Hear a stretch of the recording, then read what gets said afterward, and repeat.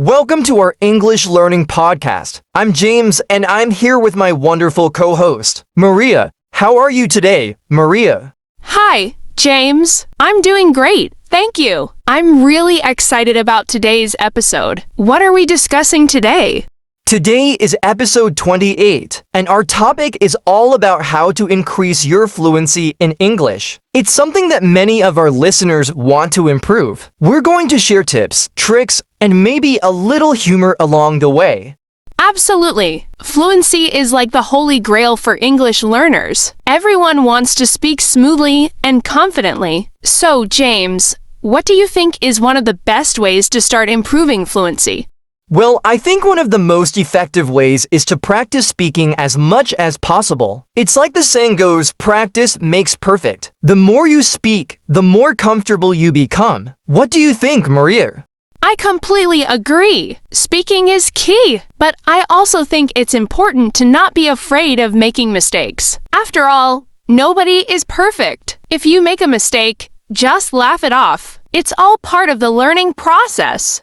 Yes, it's like when I tried to order food in Spanish once. I mixed up the words and ended up ordering something completely different. I got a plate of octopus instead of chicken, but I learned from that mistake, and now I double-check what I'm saying. That's a funny story. I had a similar experience when I was learning French. I wanted to say I am hungry, but I accidentally said I am angry. The waiter gave me a strange look. Oh no, that's a classic language mix-up. But you see, those mistakes help us remember the right words. So speaking is definitely important. What about listening? How does that fit into fluency? Great point. Listening is super important too. When you listen to native speakers, you pick up on pronunciation, intonation, and even slang. It's like having a front row seat to a concert. You get to hear how the language flows naturally. Exactly, I love listening to podcasts and watching movies in English. It's entertaining and I learn new phrases. Plus, it's a great way to see how words are used in real-life situations. Yes, and you can always turn on subtitles if you need help understanding. It's a good way to connect the spoken and written language. That's a fantastic tip. And speaking of movies, have you ever tried repeating lines from your favorite films? It's a fun way to practice speaking. Oh, definitely. I do that all the time. I pick a scene and try to mimic the actors. It's like I'm in the movie. Sometimes I even add my own funny twist to the lines. Haha, I love that. It's like creating your own version of the film, but it also helps with pronunciation. What about reading? How does reading help with fluency?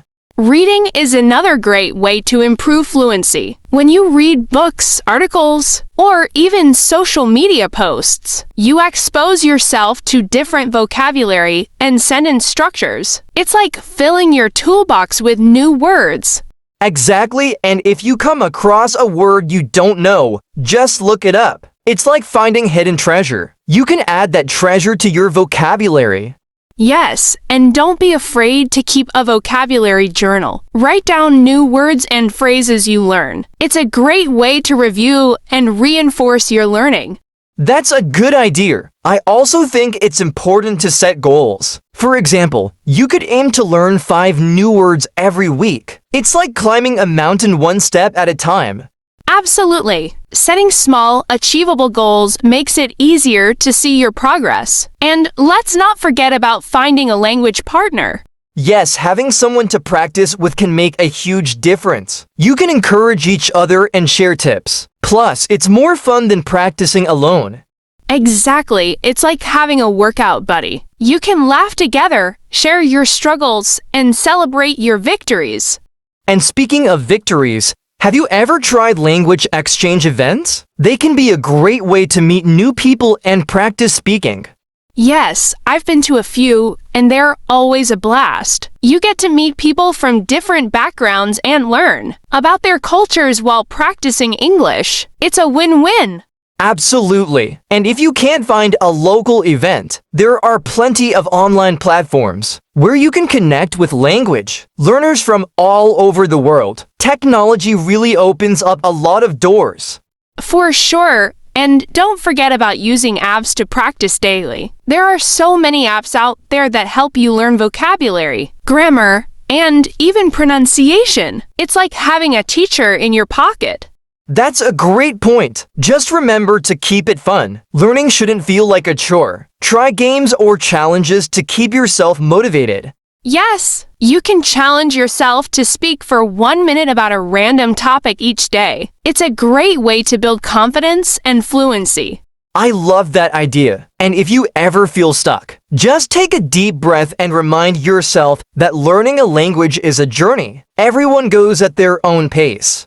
Exactly, it's not a race. Celebrate your milestones, no matter how small. Each step you take is progress. So, let's sum it up. To increase your fluency in English, remember to practice speaking. Listen to native speakers, read regularly, and don't be afraid to make mistakes. And set achievable goals, find a language partner, and have fun with your learning. With these tips, you'll be on your way to speaking English fluently in no time. Well, that's it for today's episode. Thanks for joining us, everyone. We hope you found these tips helpful and inspiring. Don't forget to subscribe, like, and share our podcast. Let's keep the conversation going and help each other improve our English skills. Goodbye, everyone. Keep practicing and remember, you've got this. Yes, stay curious and keep exploring the wonderful world of English.